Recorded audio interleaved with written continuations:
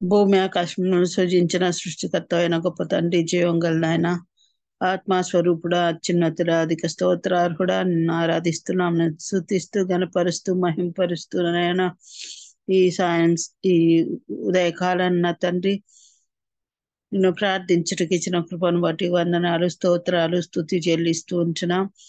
ప్రతి దినము నా తండ్రి వర్చువల్ ప్రేయర్ ఫెలోషిప్ ద్వారా నా తండ్రి మేము ఈ విధముగా కలుసుకొని గుట్టకు నువ్వు ఇచ్చిన కృపా సహాయంను బట్టి నీకు వేలాది కోటి స్తోత్రాలు, వందనాలు, స్తుతి చెల్లిస్తూ ఉంటున్నాం.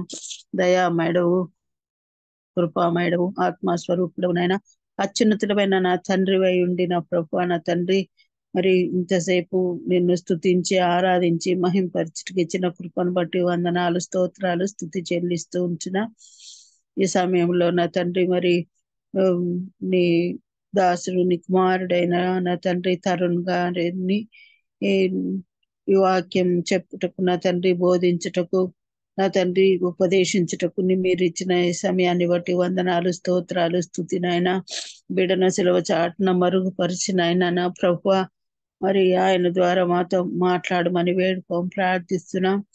నా తండ్రి ఈ జూమ్ లో పాల్గొన్న ప్రతి బిడ్డ యొక్క హృదయాన్ని ఎరిగిన దేవుడవు, ఒక్కొక్కరికి కావలసినటువంటి నా తండ్రి ఉపదేశమును కావలసినటువంటి ఆదరణ మాటలను నా తండ్రి జీవం గల మాటలను నా తండ్రి మీరే మాతో మాట్లాడగలందులకై ప్రార్థిస్తున్నాం నాయన.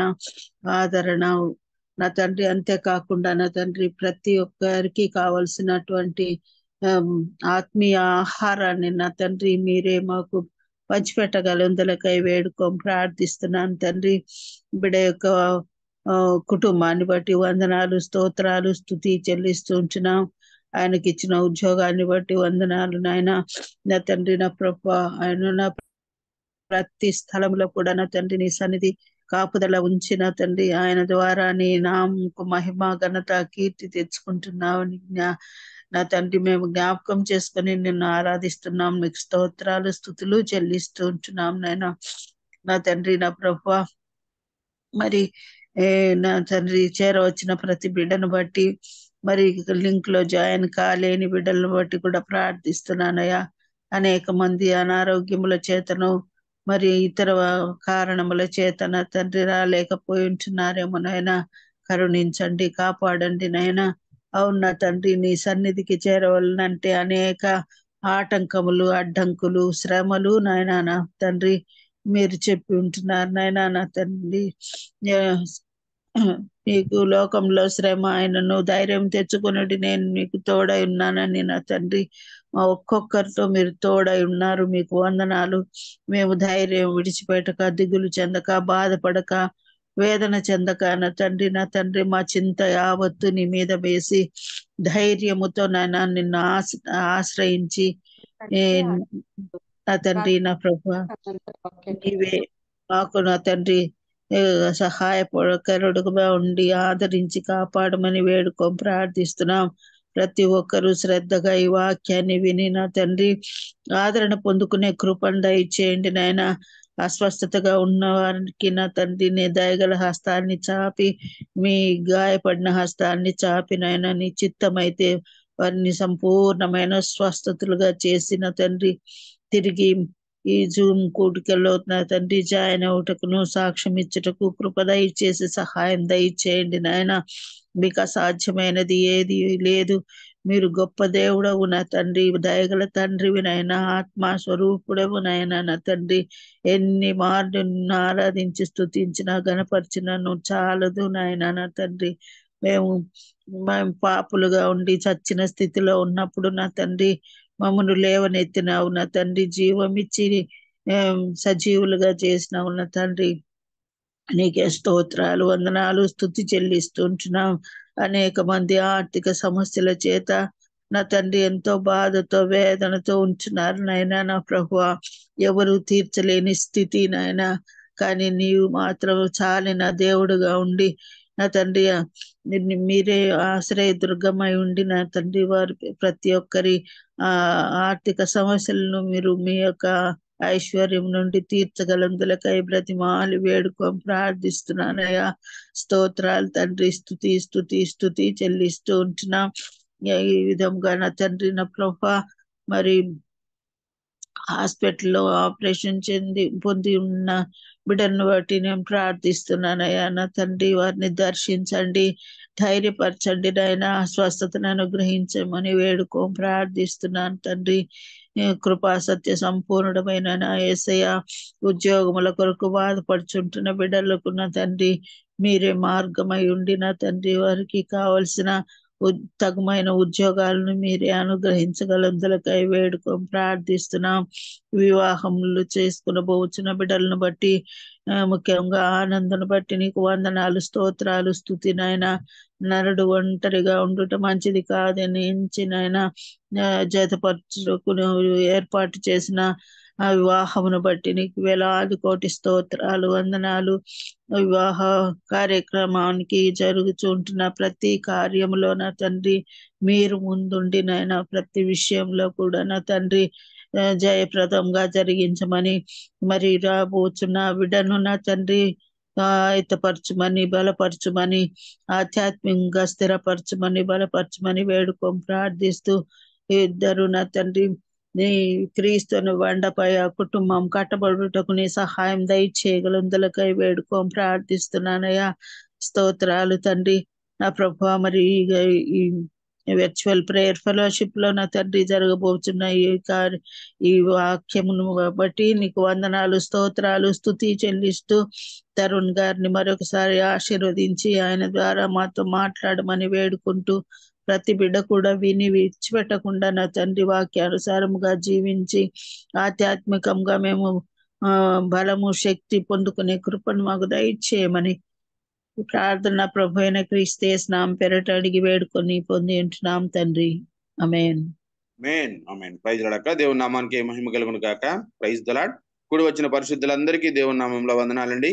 ఈ సమయంలో మనకు వాక్యాన్ని అందించడానికి బ్రదర్ తరుణ్ అయ్యగారు సిద్ధంగా ఉన్నారండి. అయ్యగారు అందరికీ సుపరిచితులే. కొత్త వారి కోసం, సభా మర్యాద కోసం చిరు పరిచయం. అదే విధంగా తెలుగులోకి అనువాదం చేయడానికి బ్రదర్ బాబీ రత్నాకర్ అన్నయ్య గారు కూడా సిద్ధంగా ఉన్నారండి. బ్రదర్ తరుణ్ గారు దేవుని చేతిలో ఒక విశిష్టమైన పాత్ర. సంఘ పరిచర్యలోను మరియు వ్యాపార రంగంలోనూ వారు అమూల్యమైన సేవలు అందిస్తా ఉన్నారు. బడ్డింగ్ మరియు బేకింగ్ అంటే తరుణ్ అయ్య గారికి చాలా ఇష్టం. ఇటీవల బియాండ్ ద బ్యాక్గ్రౌండ్ అను పుస్తకమును కూడా తరుణ్ గారు రచించారు. ప్రస్తుతం తరుణ్ అయ్య గారు H&M లో 6 సిగ్మా కన్సల్టెంట్ గా పూర్తికాల సేవలు అందిస్తూ bridge international church board member గా కూడా సేవలు అందిస్తా ఉన్నారు. ప్రియ సతీమణి గారు లీనా గారు క్యాప్ జెమినీలో corporate social responsibility global leader గా కూడా ఉన్నారు. తరుణ్ అయ్య గారు లీనా గారులకు జేస్ అను ఒక కుమారుడు ఉన్నారు. ప్రస్తుతం వారు ప్యారిస్ లో నివసిస్తా ఉన్నారు. అయ్యగారిని అయ్యగారి కుటుంబాన్ని దేవుడు దీవించిన విధానాన్ని బట్టి దేవునికి వందనాలండి. మరి అదే విధంగా బ్రదర్ బాబీ రత్నాకర్ అన్నయ్య గారిని వారి కుటుంబాన్ని దేవుడు దీవించిన విధానాన్ని బట్టి వందనాలు. Welcome to both of you. Please sir. Thank you very much, and I praise God for this opportunity to preach in this forum again. మరి మీ అందరికీ శుభములు తెలియజేస్తున్నానండి. మరి మీతో వాక్యం పంచుకోవడానికి నేను వినిపిస్తుందమ్మా? కొంచెం సౌండ్ పెట్టున్నాను ప్లీజ్. మీతో నేను ఈ వాక్యం పంచుకోవడానికి నేను చాలా సంతోషంగా ఉన్నానండి. So today I have chosen a topic that was very close to my heart, and I was always pondering about it for quite some time. The topic for today is integrity. మరి నా హృదయానికి ఎంతో ఇష్టమైన అంశము ఈరోజు మీతో పంచుకోవాలని ఆశపడుతున్నాను. ఆ అంశం ఏమనగా యథార్థత. Now, when I was a child, I was always spending a lot of time with my grandfather, and he once told me a story that stood with me, and I always think about that story when I think about integrity. మరి నా బాల్య దినాల్లో నేను ఎక్కువ కాలము మా తాతయ్య గారితో నేను సమయం గడుపుతూ ఉండేవాడిని. మా తాతగారు నాకు ఒక చిన్న కథ చెప్పారు. ఆ యొక్క కథ నా జీవితంలో చాలా ఉపయోగపడింది. I'll try to say that story in a very short manner. So there was this very wise elderly person in a village. People used to come to him, seek advice because he is well respected, and people used to listen to him. So one day there was a young woman with her child. She comes to him so that she can have him instruct something to her son.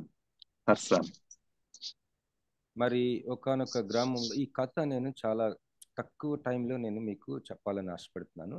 మా తాతగారు చెప్పిన కథ అదేంటంటే, ఒక గ్రామంలో ఒక పెద్ద ఆయన, ఒక మంచి జ్ఞాని, మంచి సలహాలు ఇస్తూ ఉండే ఒక పెద్ద ఆయన ఉంటూ ఉండేవారు. చాలా మంది అతని దగ్గరికి వచ్చి ఆయన సలహాలు, ఆయన యొక్క ఆలోచనలు తీసుకోవడానికి చాలా మంది వచ్చేవారు. మరి ఒకరోజు ఒక స్త్రీ తన చిన్న కొడుకుని తీసుకొని అతని దగ్గరికి వచ్చింది. She told this man that, my son is addicted to eating jaggery. He eats a lot of jaggery. And he respects you a lot. If you tell him, he will listen.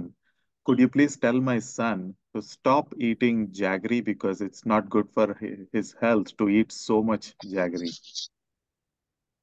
మరి ఆ స్త్రీ తన కొడుకు ఆ యొక్క అంటే, అయ్యగారు, మరి నా కుమారుడు మీరంటే చాలా అభిమానిస్తాడు, చాలా గౌరవం. అయితే మా కుమారుడు ఏం చేస్తున్నాడంటే బెల్లము చాలా ఎక్కువగా తినేస్తున్నాడు.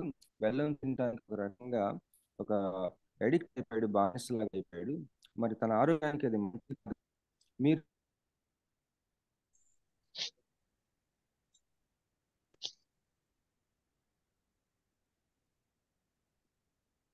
I think he got disconnected.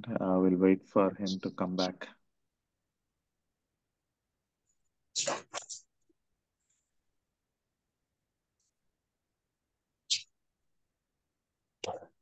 Yeah, I'm back. I'm sorry. Okay.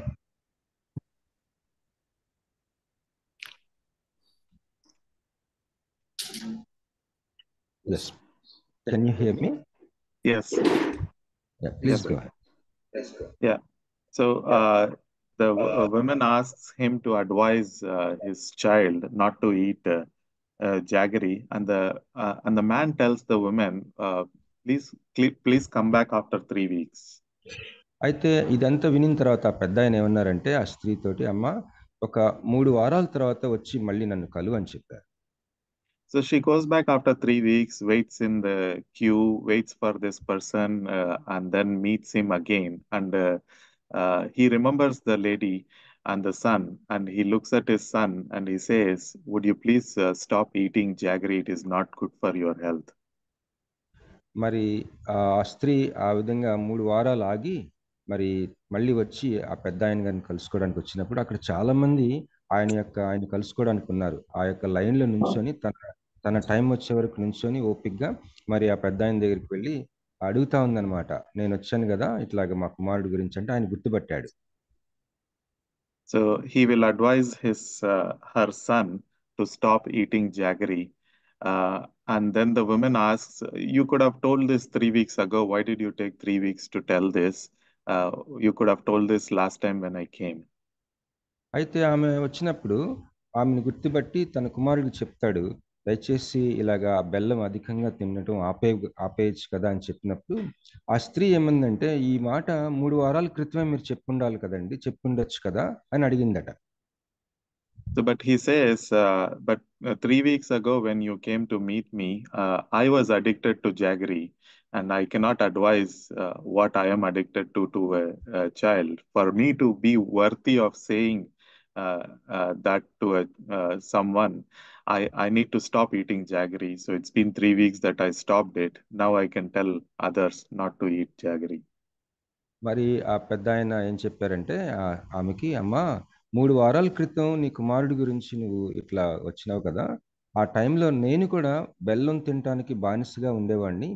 మరి నేను బెల్లం తినటానికి బానిసగా ఉంటూ మరి నీ కుమారుడికి తినొద్దని ఎలా చెప్పగలను? కనుక ఈ 3 వారాల్లో నేను దాన్ని మానేసి దాన్ని జయించిన తర్వాత నేను ఇప్పుడు చెప్పగలుగుతున్నాను నీ కుమారుడికి బెల్లం తినొద్దని అని చెప్పాడట. So it's a simple story of to say something, you should be able to do what you are saying. Saying what say what you mean, and doing what you say is nothing but integrity. It is the oneness between what you say and how you live. మరి నీవు చెప్పేదానికి నీ జీవితానికి రెండు ఒకటై ఉండటం అనేది యథార్థతకి సూచన. నువ్వేమైతే చెప్తావో అది చేయగలిగి ఉండాలి, ఏమైతే చేయగలుగుతున్నావో అది చెప్పగలిగి ఉండాలి. చెప్పే విషయాలు, జీవించే జీవితం, ఈ రెండు ఒక ముక్కలాగా ఉండాలి. అదే యథార్థత అంటే. Now, it is very challenging for us to have integrity, and many great people were challenged and about their character and integrity. We see that in Galatians, Paul writes about Peter and Barnabas, saying that they did not have integrity. Peter is such a great disciple of Christ, and Barnabas is such a great teacher. But at one point of time, he quotes in Galatians saying that you guys had food with the Gentiles, and suddenly when the Judaizers came in, you stopped eating with the Gentiles. So you are hypocrites. You did not stand up to your integrity. So that's a big thing for great leaders like that. మరి నిజానికి ఈ యొక్క యథార్థంగా ఉండటం, యథార్థత కలిగి ఉండటం అనేది చాలా గొప్ప సవాలుతో కూడిన విషయం. గొప్ప గొప్ప నాయకులే ఈ విషయంలో చాలా భంగపడ్డారు. ఉదాహరణకి పేతురు, మరి బర్నబాసు జీవితాలను మనం చూసుకున్నట్లయితే వారి జీవితాల్లో కూడా యథార్థతగా ఉండటానికి చాలా మరి సవాలుగా ఉంది వాళ్ళకి. పేతురు మరి ఒకానొక సమయంలో అన్ని జనులతోటి సెపరేట్ అయ్యి, యూదులు వచ్చినప్పుడు అన్ని జనులతో వేరుగా ఉండి యూదులతో కలిసి భోంచేయడాన్ని పౌలు ఖండిస్తాడు. మరి బర్నబాస్ కూడా మరి తన యొక్క జీవితంలో ఒకానొక సమయంలో పౌలుతో చాలా విభేదిస్తాడు. చాలా తీవ్రమైన వాదోపవాదాలు జరుగుతాయి. ఇవి చూసినప్పుడు యథార్థత విషయంలో గొప్ప గొప్ప నాయకులు ఎంత సవాలు అనుభవించారో మనం గమనించగలం. So the opposite of integrity is hypocrisy. Hypocrisy is nothing but saying something and doing something else.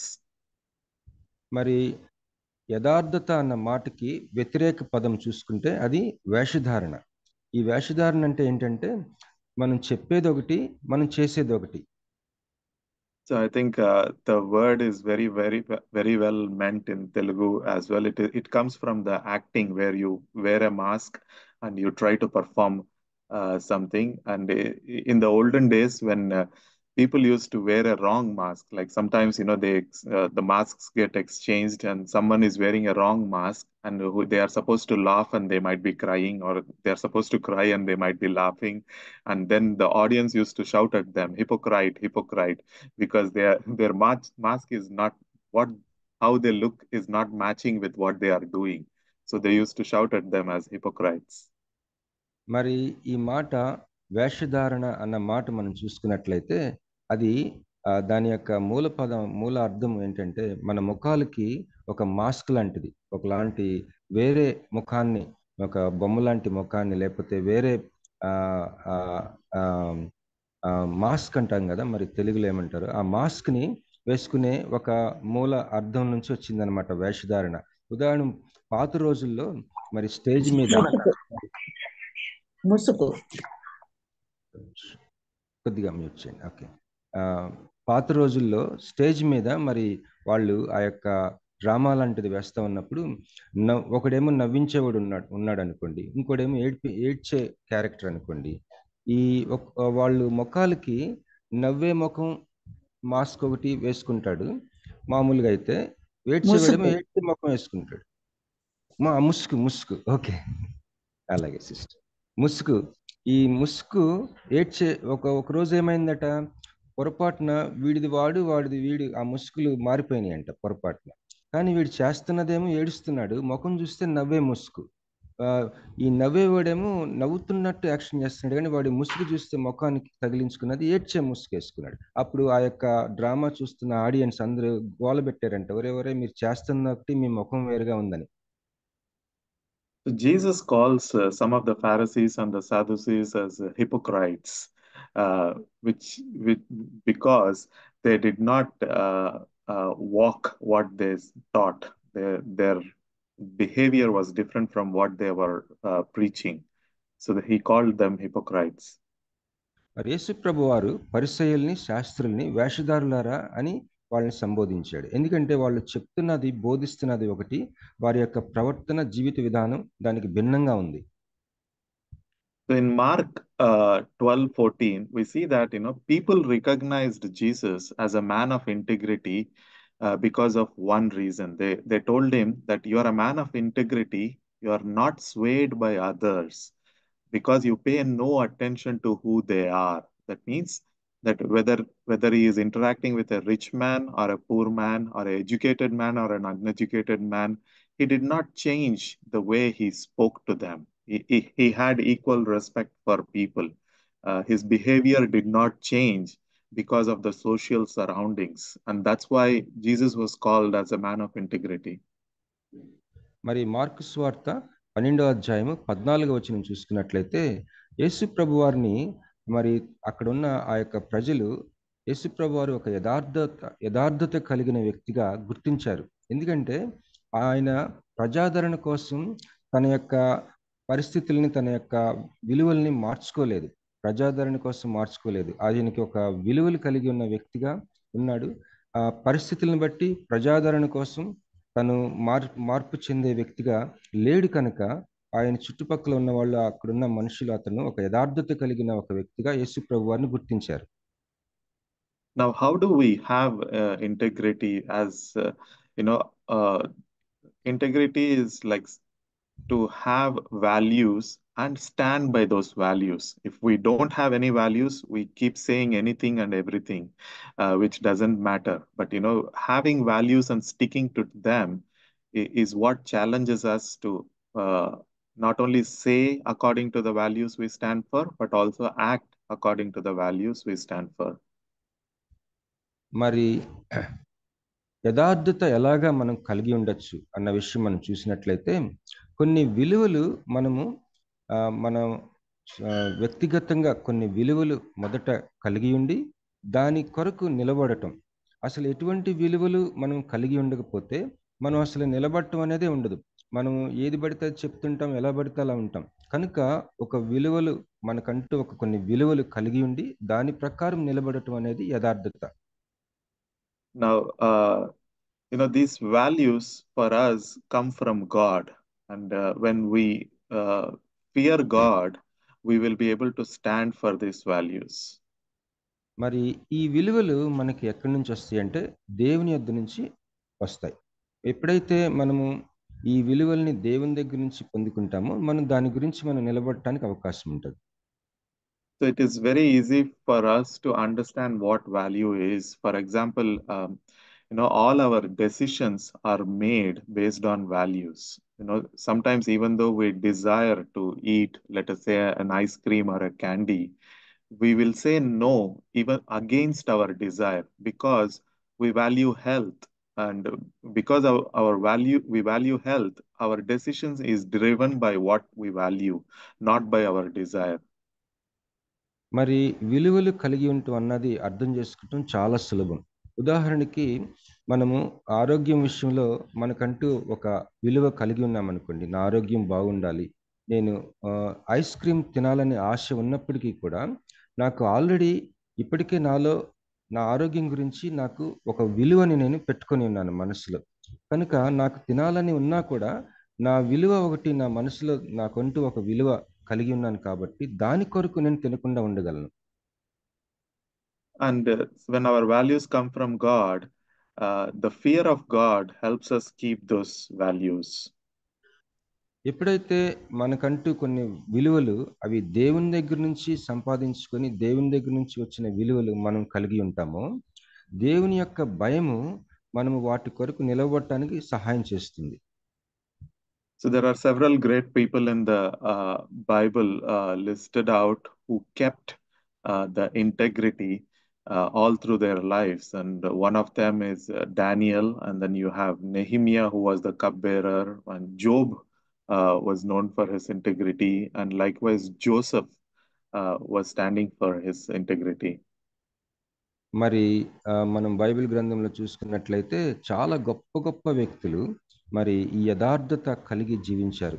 ఉదాహరణకి దానియేలు, నెహెమ్యా, మరి ఆ, ఆ, యోసేపు, అలాగే మరి యోబు, మరి వీరు యథార్థత కలిగిన నాయకులుగా మనం బైబిల్ గ్రంథంలో చూడగలం. So we'll get into a small story about Joseph. Now we know that he was taken into Egypt as a slave, and then he starts working with Potiphar, where he gets tempted by Potiphar's wife. She him to sleep with her, and he takes the offer. We'll see how he responds to her in Genesis 39, verse 9. మరి ఆదికాండము 39వ అధ్యాయము 9వ వచనంలో మనము చూసినట్లుగా యోసేపు యొక్క కథ ఆ అధ్యాయంలో చూస్తూ ముఖ్యంగా 9వ వచనంలో తన యొక్క స్పందన మనం చూస్తాం. ఈ యోసేపు కథ మనలో చాలా మందికి పరిచయం అయిందే. యోసేపు మరి ఈ యొక్క ఐగుప్తు దేశానికి ఒక బానిసగా తీసుకురాబడతాడు. మరి తన కుటుంబంలో అన్నదమ్ముల చేత మోసం చేయబడి బానిసగా కొనుక్కోబడతాడు. అక్కడ పొతీఫర్ ఇంట్లో తను ఒక సేవకుడిగా ఒక బాధ్యత అప్పగిస్తాడు పొతీఫరు. కానీ పొతీఫర్ భార్య తనని శోధిస్తుంది, తనతో మరి పాపం చేయమని అడుగుతుంది, బలవంతం చేస్తుంది. కానీ ఏ విధంగా తను దాని గురించి తప్పించుకున్నాడు? ఆ యొక్క 39వ వచనంలో ఆదికాండం మనం తన స్పందన చూడగలం. Now, if you just look at this verse, it looks like, okay, Joseph was a good man and he said no to the offer. But let us try to look at the situation of Joseph and his upbringing, and then look at this verse in that context. మరి అసలు యోసేపు యొక్క జీవితం మనం గమనించినట్లయితే తను పెంపకం కానీ, తన కుటుంబ పరిస్థితులు కానీ, తన బాల్యం కానీ, యవన దశ కానీ, తన యొక్క జీవితాన్ని మనం అసలు పూర్తిగా చూసినప్పుడు ఆ యొక్క పరిస్థితులని యొక్క కోణంలో నుంచి, ఆ సందర్భంలో నుంచి ఈ యొక్క 9వ వచనం ఆదికాండం 39:9లో ఆ యొక్క తన స్పందనని మనం ఆ యొక్క సందర్భంలో మనం అర్థం చేసుకోవడానికి ప్రయత్నించేద్దాం. So at this point of time, Joseph is all alone as a young man, away from his family. Nobody who knows his God is checking on him. He is away from his family and all those who believe in his God. మరి ఈ యొక్క Potiphar భార్య తనని శోధించినప్పుడు తన యొక్క జీవితంలో ఒక యవనస్తుడిగా ఉన్నాడు, కుటుంబానికి దూరంగా ఉన్నాడు. అసలు ఎవరు కూడా గమనించలేరు, తన్ని ఎవరు కూడా పట్టించుకోవటం లేదు. చాలా ఒక ఒంటరిగా ఉన్నాడు. మరి తనకి దేవుడు మాత్రమే తనకి కలిగి ఉన్న ఒక యవనస్తుడు. అలాంటి పరిస్థితుల్లో ఈ యొక్క 9వ వచనంలో తను అంటున్న మాటని మనం గమనిద్దాం. Now, if we look at the family background of Joseph, many times when somebody does some mistake, we say that, it is the upbringing from the family. It is because his mother is like that, father is like that, or brothers are like that. We give that as excuses. But let's check how the family of Joseph is. మరి సర్వసాధారణంగా ఎవరైనా పిల్లలు కానీ, యవనస్తులు కానీ ఏదైనా తప్పులు చేసినప్పుడు, ఏదైనా పొరపాట్లు చేసినప్పుడు ఈ లోకంలో చాలా మంది ఏమనుకుంటారంటే ఆ పెంపకం యొక్క ప్రభావం అని అనుకుంటారు. అసలు ఉదాహరణకి యోసేపు లైఫ్ యొక్క కుటుంబ నేపథ్యం, తన పెంపకం ఎలా ఉంది, అవి ఒకసారి మనం గమనిద్దాం. So if we look at his elder brother Reuben has committed adultery because he could not stop himself when he saw Bilhah, who was the concubine of his father, and he commits adultery there. మరి యోసేపు యొక్క పెద్ద అన్న రూబేను వ్యభిచారం చేశాడు. అసలు అక్కడ చూసినట్లయితే అది చాలా ఘోరమైన పరిస్థితి అతను చేశాడు. ఏంటంటే తన యొక్క తండ్రి ఉపపత్ని అయిన బిల్లా అనే ఆమెను చూసి తనను తాను కంట్రోల్ చేసుకోలేక ఆమెతో పాపం చేస్తాడు యోసేపు యొక్క పెద్ద అన్న. Now the second brother that we know, Judah, Judah not only marries a Canaanite woman, and his two sons are literally killed by God because of their behavior. And Judah goes and sleeps with his daughter-in-law Tamar. That's another level of adultery. మరి రెండవ అన్న యూదా ఏం చేస్తాడంటే కనాను దేశానికి చెందిన ఒక స్త్రీని పెళ్లి చేసుకుంటమే కాకుండా మరి తన జీవితంలో తనకి ఇద్దరు కొడుకుల్ని దేవుడు తన ఉగ్రతతోటి చంపేయటం మనం డైరెక్ట్గా దేవుని ఉగ్రతకి గురయ్యారు యూదా యొక్క ఇద్దరు కుమారులు. అంతేకాకుండా తన యొక్క కోడలు తామారుతోటి తను వ్యభిచారం చేస్తాడు. అది ఇంకా చాలా ఇంకా నీచమైన పరిస్థితి తన యొక్క జీవితంలో. And while these two brothers have committed adultery, his brothers Simeon and Levi, they are murderers. They go and kill all the men in Shechem after his sister gets raped, and it's a very sad story. And then you see two of them have go and commit murder. అంతేకాకుండా Simeon who's the other brother Simeon లేవి లేవి సిమియోను అని ఇంకా ఇద్దరు అన్నలు ఏం చేస్తారంటే యోసేపు యొక్క మరొక ఇద్దరు అన్నలు వాళ్ళు హత్య చేసిన హంతకులు. వాళ్ళ యొక్క సహోదరి చెరపబడినప్పుడు ఆ యొక్క షెకెం అనే ఊరిలో ప్రతి పురుషుణ్ణి వాళ్ళు హత్య చేస్తారు. కనుక ఒక పెద్ద ఇద్దరు అన్నలేమో వ్యభిచారులు, ఇంకొక ఇద్దరు అన్నలు హంతకులు.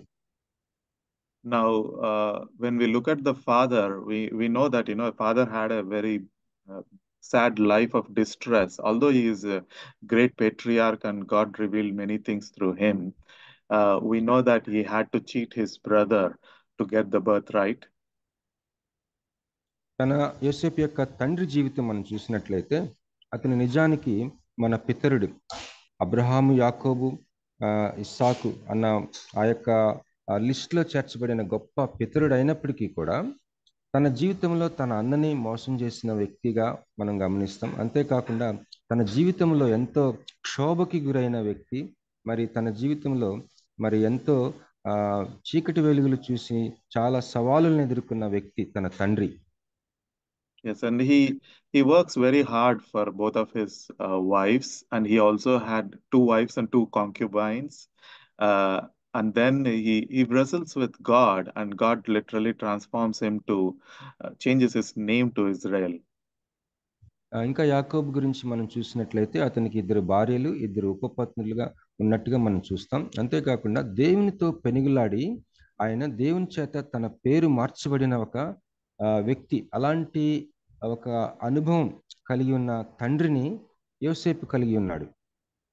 Now, I was always thinking Jacob changed his name to Israel, and then he was all truthful. But in Genesis chapter 43 and verse 6, we see that when Joseph sends his brothers back to bring Benjamin, Jacob tells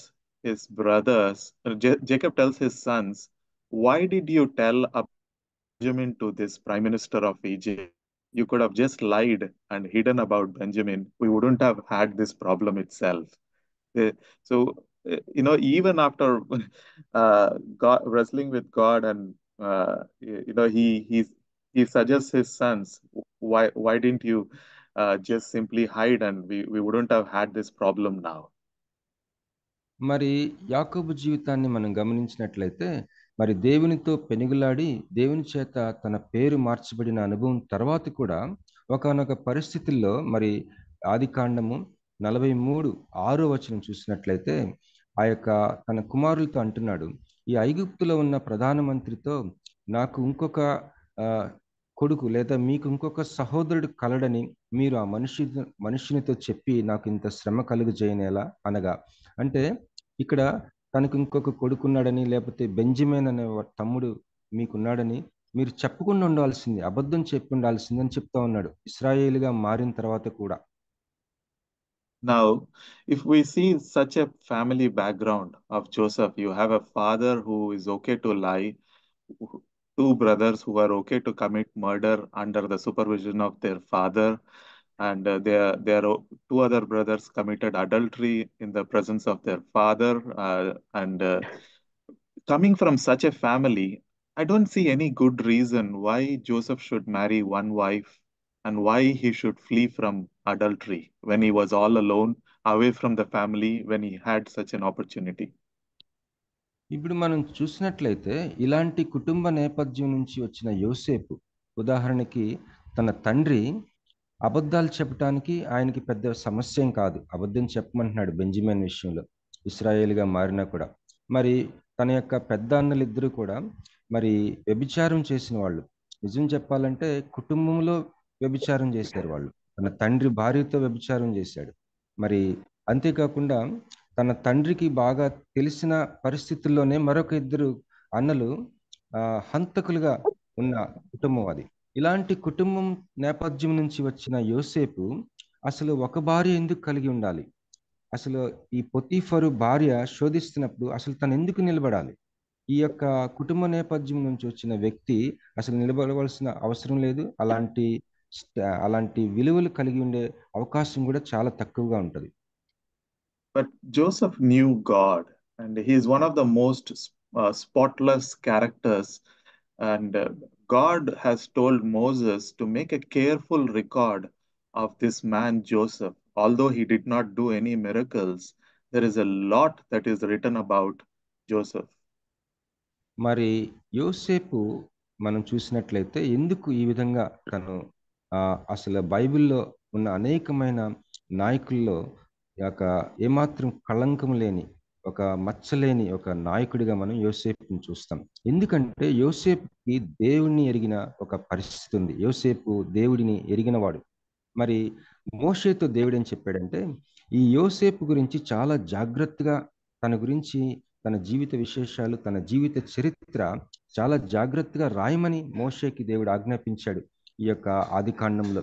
మరి అతడు చూస్తే, యోసేపుని చూస్తే గొప్ప గొప్ప అద్భుతాలు ఏం చేయలేదు, కానీ తన గురించి చాలా వివరాలు రాయబడి ఉంది బైబిల్ గ్రంథంలో. That is because he feared God. In Genesis 39:9, we see that the reason why he flees when he had the opportunity was, how then could I do such a wicked thing and sin against God? He is not looking at sinning against people, whether people are watching or not. He is just directly concerned about what God is watching, and he did not want to sin against God. He had that fear of God that made him flee when he had this temptation. మరి ఇలాంటి కుటుంబ నేపథ్యంలోంచి వచ్చాడని మనం చూసాము. దేవుణ్ణి ఎరిగిన వ్యక్తిగా యోసేపుని మనం చూసాము. ఈ యొక్క కోణంలో మనం ఇప్పుడు ఆదికాండము 39:9 వచనంలో ఈ యొక్క పొతీఫరు భార్య తనని శోధించినప్పుడు తను ఏమంటున్నాడో చూద్దాం.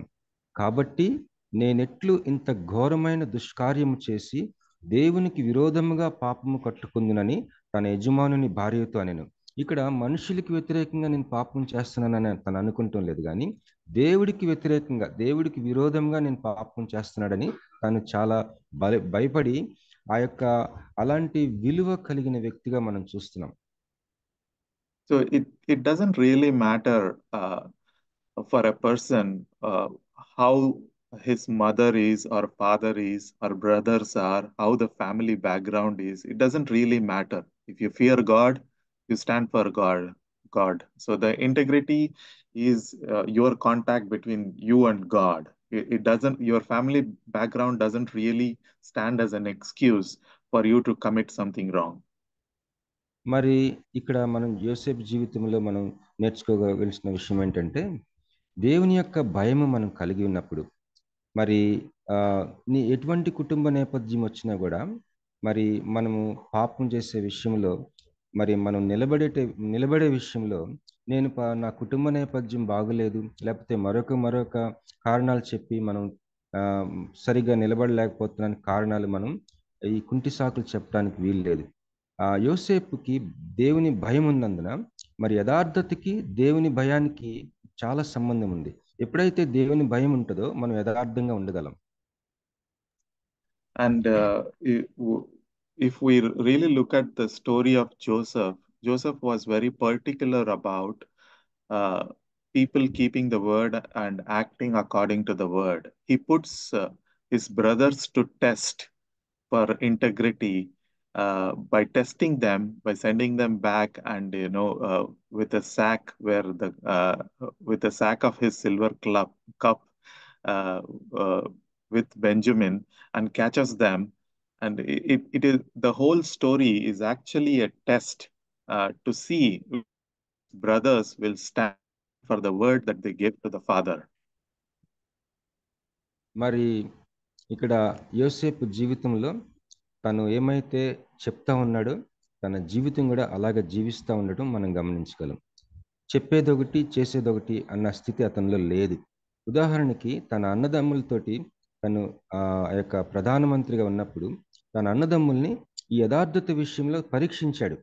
వాళ్ళు ఆ యొక్క బెంజమిన్ విషయంలో తన తండ్రికి ఇచ్చిన మాట మీద నిలబడుతున్నారో లేదని చెప్పేసి ఆ యొక్క కథ మనం చూసినప్పుడు వాళ్ళు తిరిగి వెళ్తా ఉన్నప్పుడు ఆ యొక్క మూటలో తన యొక్క వెండి కప్పుని పెట్టి పంపిస్తాడు. ఆ యొక్క కథ అంతా మనం చూసినప్పుడు తన అన్నలు తండ్రికి ఇచ్చిన మాట మీద నిలబడుతున్నారో లేదా అని ఒక పరీక్ష చేశాడు యథార్థత విషయంలో.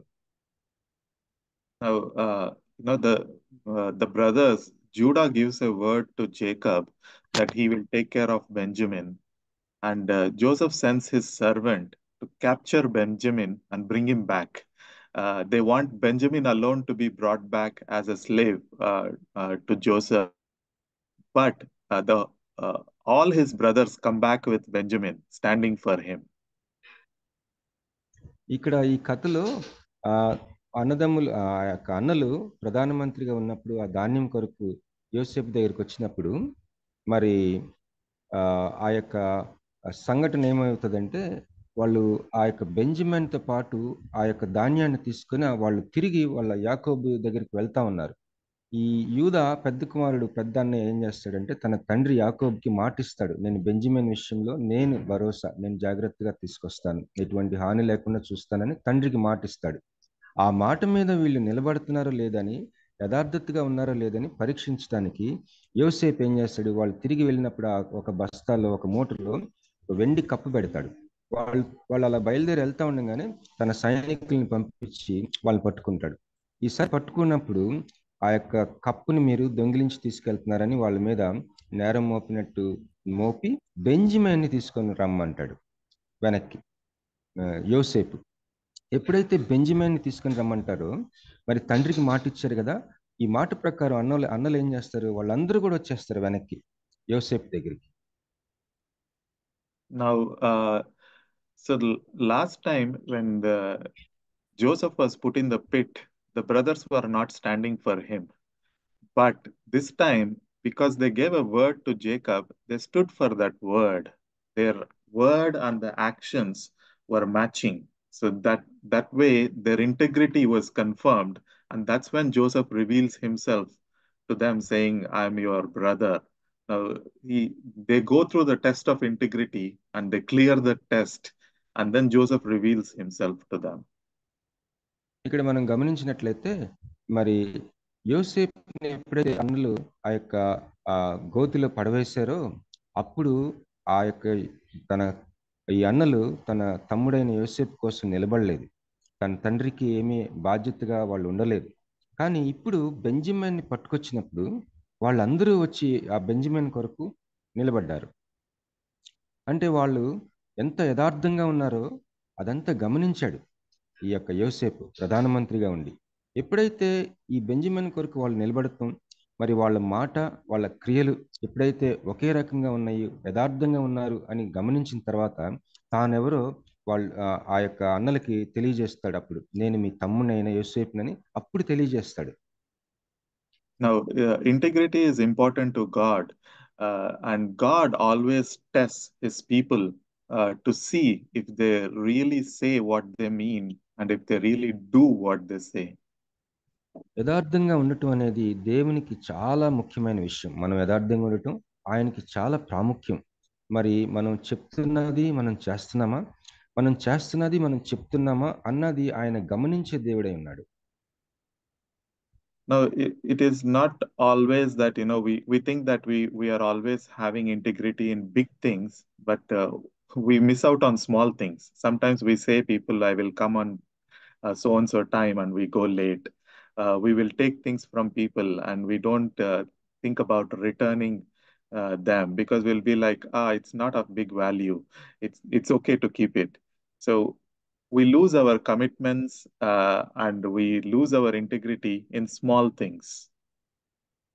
మరి చాలాసార్లు మనం ఏమనుకుంటామంటే పెద్ద పెద్ద విషయాల్లో నేను యథార్థంగా ఉంటున్నాను కదా అని చిన్న విషయాలు మనం పెద్దగా పట్టించుకోం. చిన్న చిన్న విషయాలు, ఉదాహరణకి మరి ఫలానా టైంకి మేము వస్తామని చెప్తాం కానీ ఆ టైంకి మనం వెళ్ళము. ఏదైనా వస్తువులు మనం ఇతరుల దగ్గర తీసుకుంటాం కానీ మళ్ళీ తిరిగి ఇచ్చే విషయంలో మనం అశ్రద్ధ చేస్తాం.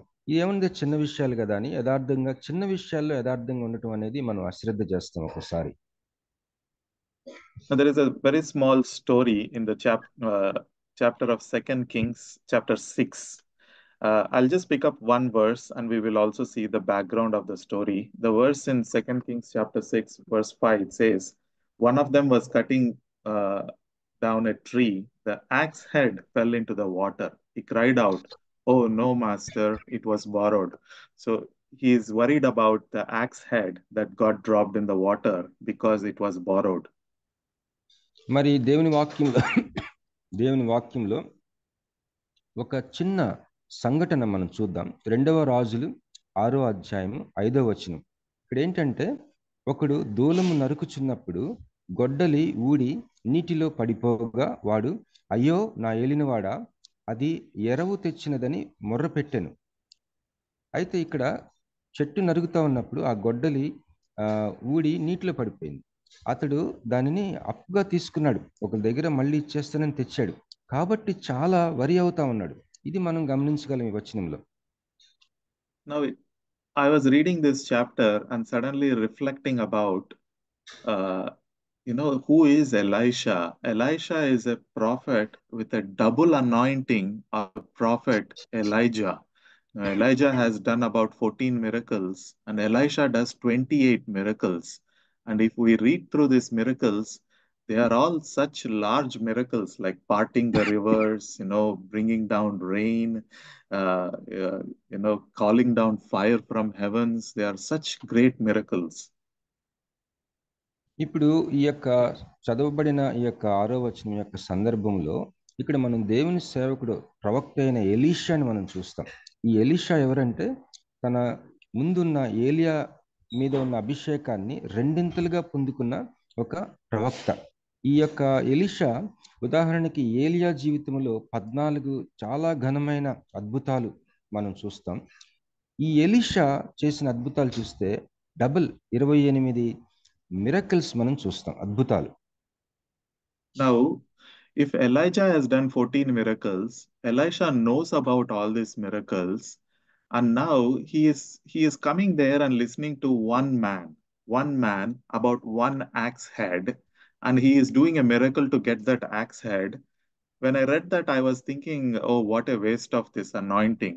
Like, you could have parted the rivers or, called down fire or rain, and you are working for one man and losing one miracle. You have 28 miracles to go. Do you really need to do a miracle for one man? ఇక్కడ నేను ఈ భాగం చదువుతున్నప్పుడు నాకు చాలా ఆశ్చర్యం వేసింది. ఎందుకంటే మరి ఎలీషా తన యొక్క జీవితంలో 28 అద్భుతాలు చేశాడు. తన యొక్క ముందున్న ఏలియా ప్రవక్త చేసిన అద్భుతాలు చూస్తే చాలా గొప్పవి. ఆకాశం నుంచి అగ్ని రావడం, ఇలాంటి మహాఘనమైన అద్భుతాలు 14 చేశాడు. ఈ ఎలీషా ఏమో 28 అద్భుతాలు చేశాడు. కానీ ఇంత గొప్ప దేవుని దైవజనుడు ఈ ఒక్క మనిషి దగ్గరికి వచ్చి అతడు చెప్తున్నది వింటున్నాడు. ఆ చెప్తున్నది కూడా చాలా చిన్న విషయం, గొడ్డలి నీళ్ళలో పడిపోయింది. దీన్ని అసలు పట్టించుకోవాల్సిన అవసరమే లేని గొప్ప అభిషేకం కలిగి ఉన్నాడు. నేను ఇది చదువుతున్నప్పుడు కేవలం ఈ గొడ్డలి కోసం తన అద్భుతం చేస్తా ఉన్నాడు, అక్కడ తన అభిషేకాన్ని వ్యర్థపరుస్తున్నాడేమో అని ఒకలాగా నాకు అనిపించి నేను చాలా ఆశ్చర్యపోయి నవ్వుకున్నాను. No, but for when that one single man was concerned about his commitment to return one axe that he has borrowed, God moved a prophet to do a miracle to bring that axe head back. So if a small commitment like that was so important for God to keep. ఇక్కడ నేను ఆశ్చర్యపడిన ఒక విషయం ఏంటంటే ఈ దైవజనుడు మరి ఒక వ్యక్తి ఏం చేశాడు, అప్పుగా తెచ్చుకున్నాడు గొడ్డల్ని, మళ్ళీ తిరిగి ఇచ్చేస్తానని. ఆ నిర్ణయాన్ని గమనించి తను ఆ యొక్క అద్భుతం చేయటం నాకు చాలా ఆశ్చర్యం అనిపించింది. ఒక వ్యక్తి నేను తిరిగి ఇచ్చేస్తానని చెప్పాడు కదా, కనుక నేను ఆ వ్యక్తి యొక్క ఆ యొక్క నిర్ణయాన్ని, ఆ యొక్క సమర్పణని, ఆ యథార్థతని నేను గౌరవించాలి ఒక దేవుని సేవకుడిగా. దేవుడికి చాలా ఇష్టమైన విషయం యథార్థంగా ఉండటం. కనుక ఆ యొక్క దైవజనుడు ఎలీషా ఏం చేశాడంటే అద్భుతం చేసి ఆ యొక్క గొడ్డల్ని తీసి తిరిగి అతనికి ఇచ్చాడు. No commitment is actually small for God. And if you want to keep your commitment, however small it is, God will back you up. మరి ఎలాంటి చిన్న నిర్ణయమైన, సమర్పణమైన ఏదైనా ఒక మాట మనం ఇచ్చినప్పుడు, అది ఎంత చిన్న విషయమైనా దేవుని ముందు అది చిన్న విషయం అవదు. మనం ఒక మాట ఇచ్చినప్పుడు దాని మీద నిలబడటం అనేది దేవుడికి చాలా ప్రాముఖ్యమైన విషయం, దేవుడు గౌరవించే విషయం అది. God moves very big things to keep his word. Now, if we look back into the story of Joseph, why is he in Egypt, and why do we have to have Israelites as slaves for 400 years? If we think about it, it is the plan of God and it is the purpose of God that is getting fulfilled there. మరి ఎప్పుడైతే మనం యథార్థంగా ఉంటామో, అది ఎంత చిన్న విషయమైనా కూడా దేవుడు మనతో తోడై ఉండి మన పక్షాన గొప్ప కార్యాలు చేసి ప్రపంచాలని కదిలించే దేవుడిగా ఉంటాడు.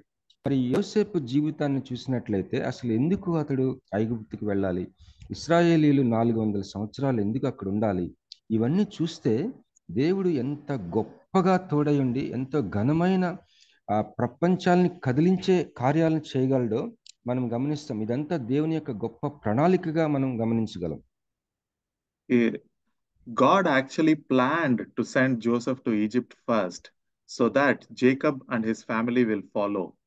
In those days, there is a way that they would slaughter a cow. When if it is very difficult for them to bind an ox or a cow and take them to the slaughterhouse. So what they used to do, the Jews, they will take the calf, the baby, and they will walk the calf, and the mother will follow. And they'll take the calf out and take the cow to the slaughterhouse. And God is using the same method here. He takes the favorite son of Jacob to Egypt first.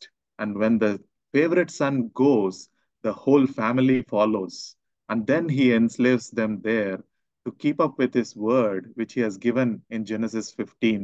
Verses 13 to 16 onwards, there is a very clear prophecy. He says, you are supposed to live in Egypt as slaves for 400 years. He keeps that word by doing all this.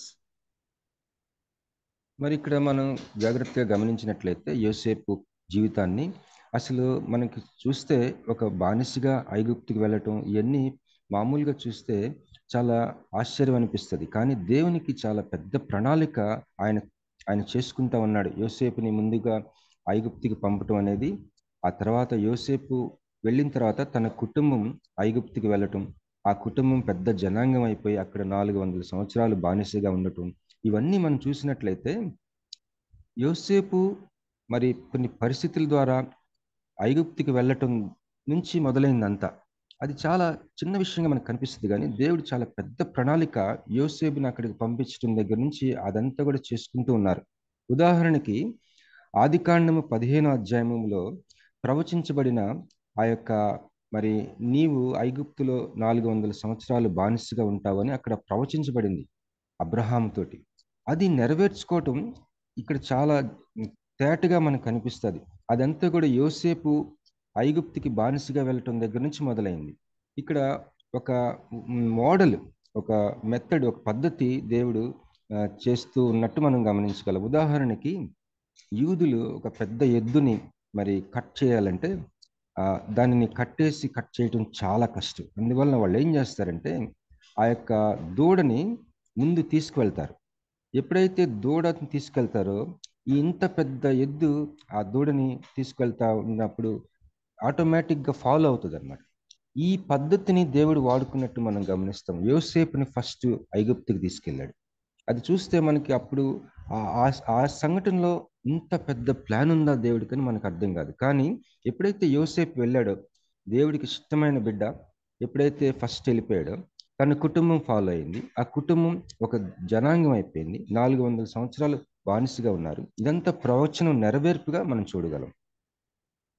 Now, I was sitting and wondering why 400 years. In Genesis 15, verses 13 to 16 onwards, it says that it is because the Amorites who are there in the land of Canaan, their sin has not become punishable yet.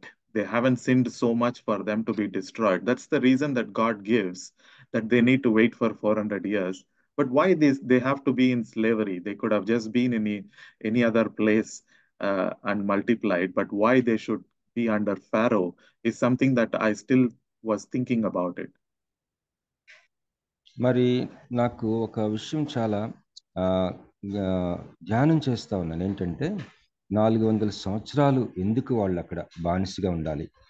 ఏంటి దేవుని యొక్క మనసు ఏంటి? అసలు దేవుని యొక్క ఆలోచన ఏంటి అని నేను ఆలోచిస్తా ఉన్నప్పుడు ఇంకా నేను దాని గురించి ధ్యానం చేస్తూ ఉన్నాను. కానీ నాకు వచ్చిన తలంపు ఏంటంటే, మరి ఆదికాండంలో మనకి అబ్రహాముకి దేవుడు మాట్లాడిన మాటల్లో ఒక మాట ఏంటంటే, అమోరీయుల పాపము ఇంకా వాళ్ళని శిక్షించేంతగా ఎప్పుడైతే వస్తుందో, అమోరీయుల పాపము దేవుని యొక్క ఉగ్రతకి గురవటానికి, అంటే పాపం పండుతుంది అంటారు కదా, ఆ స్థితి వచ్చేంత వరకు కూడా వీళ్ళు అక్కడ బానిసలుగా ఉండాలని అబ్రహాంతో మాట్లాడతాడు దేవుడు.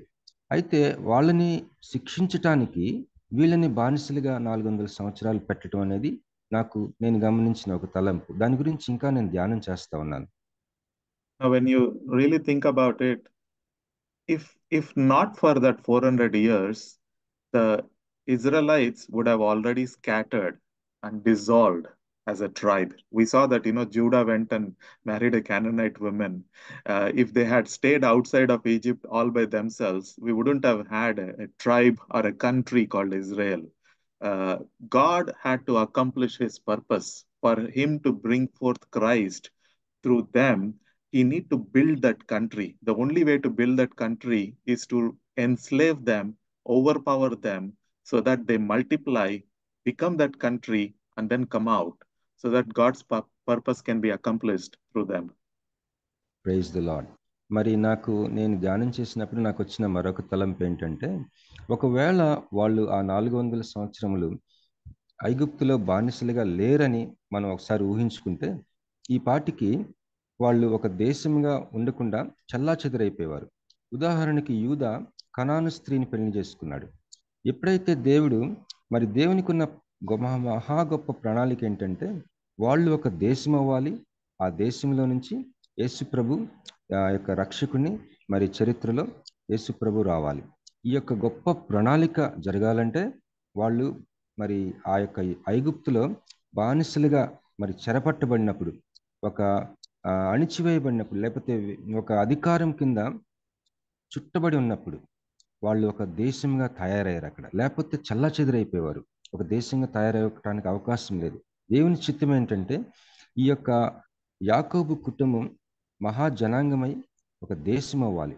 ఆ దేశం అవ్వాలంటే బానిసలుగా ఉంటే తప్ప వాళ్ళు చెల్లాచెదురవ్వకుండా ఉండలేరు. కనుక కొంతకాలం వాళ్ళని బానిసలుగా ఉంచి అక్కడి నుంచి బయటకు తీసుకొచ్చి వాళ్ళని ఒక దేశంగా చేసి వాళ్ళల్లో నుంచి ఒక రక్షకుని తీసుకురావటం దేవుని మహా గొప్ప ప్రణాళిక.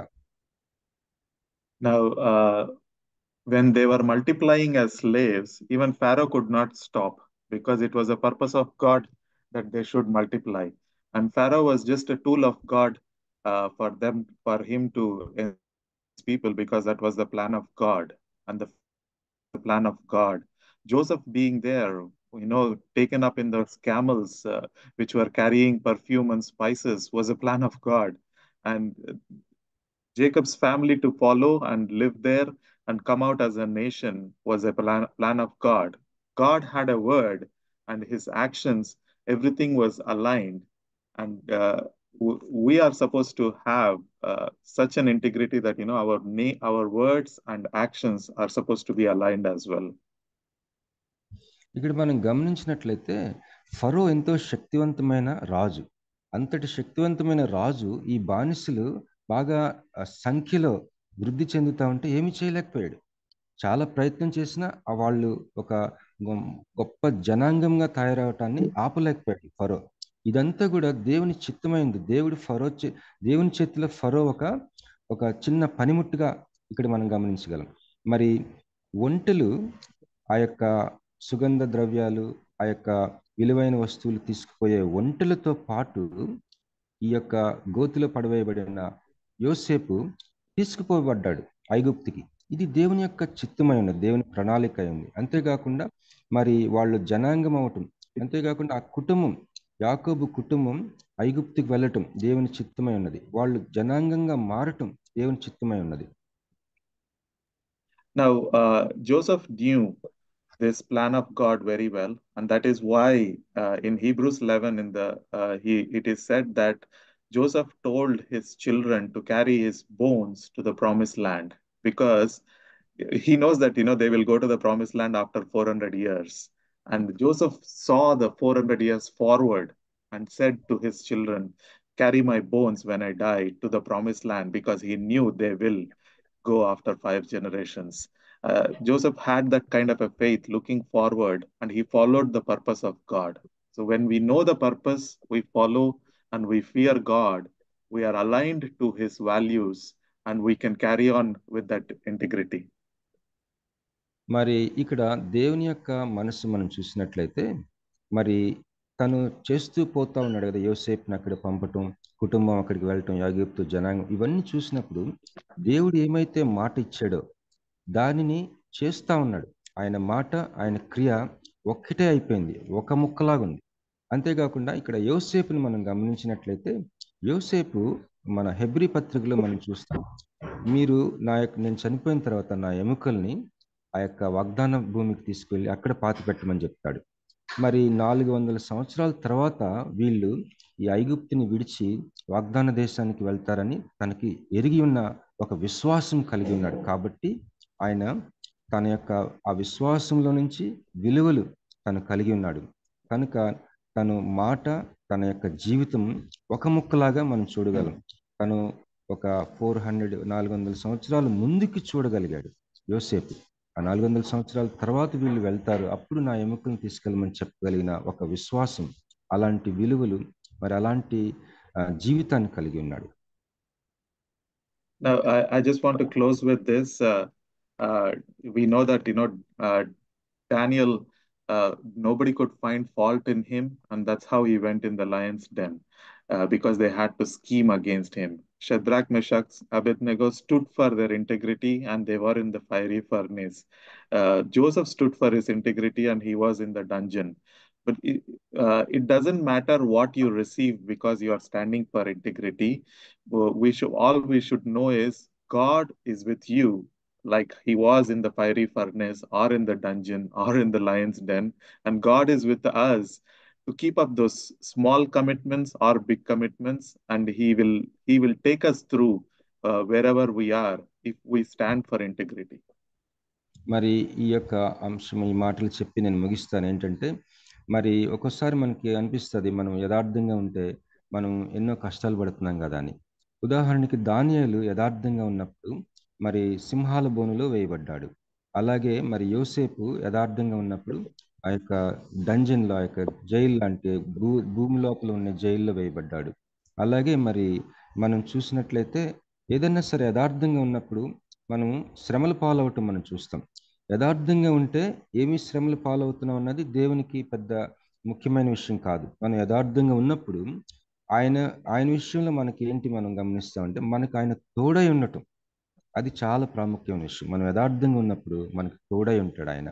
మనకి ఏమీ జరుగుతుంది అని కాదు. షడ్రక్, మెషక్, అబేద్నెగో వాళ్ళు యథార్థంగా ఉన్నప్పుడు అగ్నిగుండంలో వేయబడ్డారు.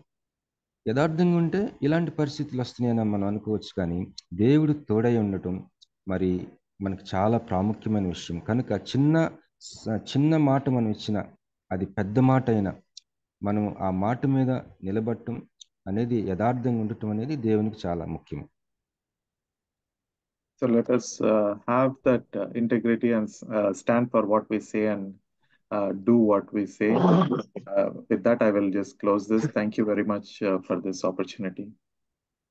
మరి మనం ఏమైతే మాటిస్తామో దాని మీద నిలబడటం, మరి ఏమైతే మనం జీవిస్తామో దానికి తగిన మాటలే మనం చెప్పటం, ఆ విధమైన యథార్థత మనం కలిగి ఉన్నట్లు దేవుడు మనకి సహాయం చేయను గాక. ఈ అవకాశం ఇచ్చినందుకు నేను కృతజ్ఞత తెలియజేసుకుంటున్నాను.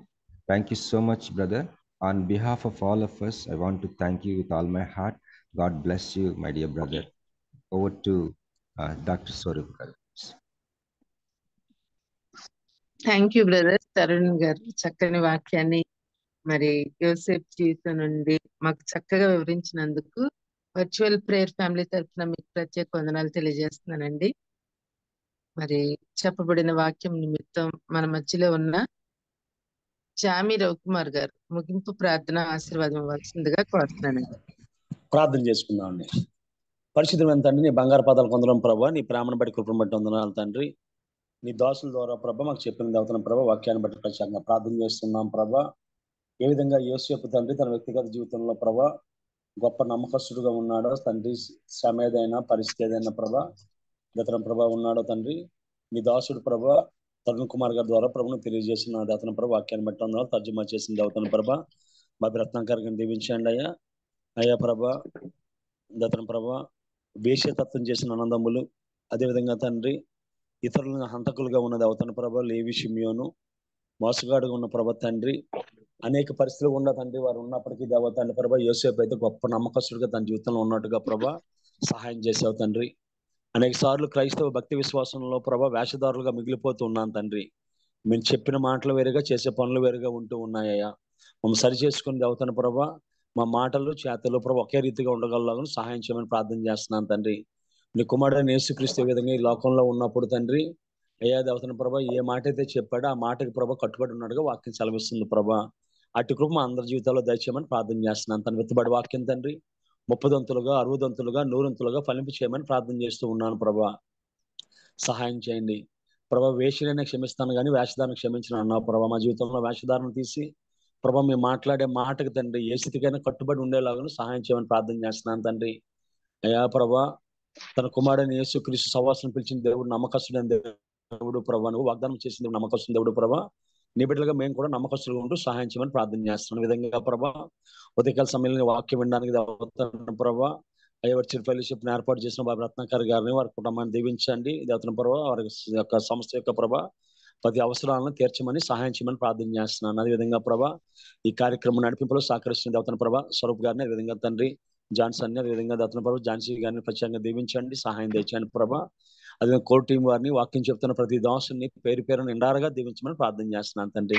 ఇంకా అనేక మంది పాల్గొనడానికి సహాయం చేయండి. అదేవిధంగా ఏ తల్లులు అయితే ప్రభా ఉదయకాలం తండ్రి 3 గంటలకే లేచి ప్రభా మా నిమిత్తం ప్రార్థన చేస్తున్నారో, అవసరం ప్రార్థన చేస్తున్నారో, వారి ప్రార్థన ద్వారా అనేక అద్భుతాలు చూడగలుగుతున్నాం ప్రభా. నీ వందనాలు తండ్రి. వారందరినీ దీవించండి. పాటలు పాడే బిడ్డలు, సాక్ష్యం చెప్పే బిడ్డలు ప్రభా తండ్రి అయ్యా పాటలు పాడే బిడ్డలందరూ పేరు పెట్టి దీవించమని మాకు ఇచ్చిన ప్రభా ఈ మంచి కుటుంబాన్ని బట్టి వందనాలు చెల్లించుకుంటూ ఈరోజు మేము చేయవలసిన ప్రతి పనిలో ప్రభా మీ స్టూడియోని మార్గాన్ని చూపించమని సహాయం చేయమని ఈ చిన్న ప్రార్థన మా ప్రభును ప్రియకుమారుడైన యేసుక్రీస్తు దివ్య నామమున వేడుకుంటున్నాం పరమ తండ్రి, ఆమేన్.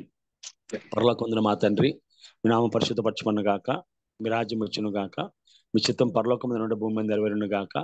మాకు కావాల్సిన మా దయచేయము, మనసులను క్షమించే ప్రకారం క్షమించము, మన శోధనలో కీడును తప్పించము. ఎందుకంటే రాజ్యము బలము మహిమ నిరంతరం ఉన్నావు తండ్రి. మన తండ్రి అయిన దేవుని ప్రేమ, కుమారుడైన యేసుక్రీస్తు కృప, పరిశుద్ధాత్మ అన్యోన్య సహవాసం వాక్యం చెప్పిన బ్రదర్ తరుణ్ కుమార్ గారికి, అదేవిధంగా తర్జుమా చేసిన బాబు రత్నాకర్ గారు పాల్గొన్న బిడ్డలకు ఆయన సదాకాలంతో నడిపించును గాక. ఆమేన్. ఆమేన్. Thank you brother.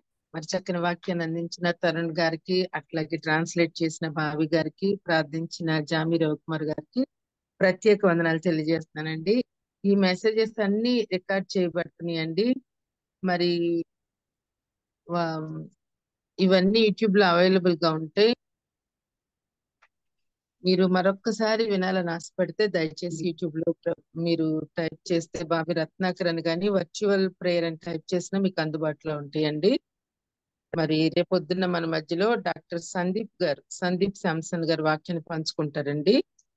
అట్లాగే డాక్టర్ మెర్సియా గారి గురించి కూడా ప్రార్థనలో జ్ఞాపకం చేసుకోండి. ఆమె మరి సౌత్ కొరియా అండ్ టర్కీ ప్రయాణంలో ఉంటున్నారండి. దాని గురించి కూడా మీరు అనుదిన ప్రార్థనలో జ్ఞాపకం చేసుకోండి. దయచేసి కొత్తగా జాయిన్ అయిన వారందరికీ థ్యాంక్స్ చెప్తున్నానండి. సేమ్ ఇదే లింక్ మీద మీరు ప్రతిరోజు జాయిన్ అవ్వచ్చండి. ఈ మెసేజెస్ అన్ని మీ ఫ్యామిలీ మెంబర్స్ కి, మీ ఫ్రెండ్స్ కి షేర్ చేయొచ్చండి. థ్యాంక్ యూ అండి. Have a nice day. అందరికి వందనాలండి. ముగించుకుందాం.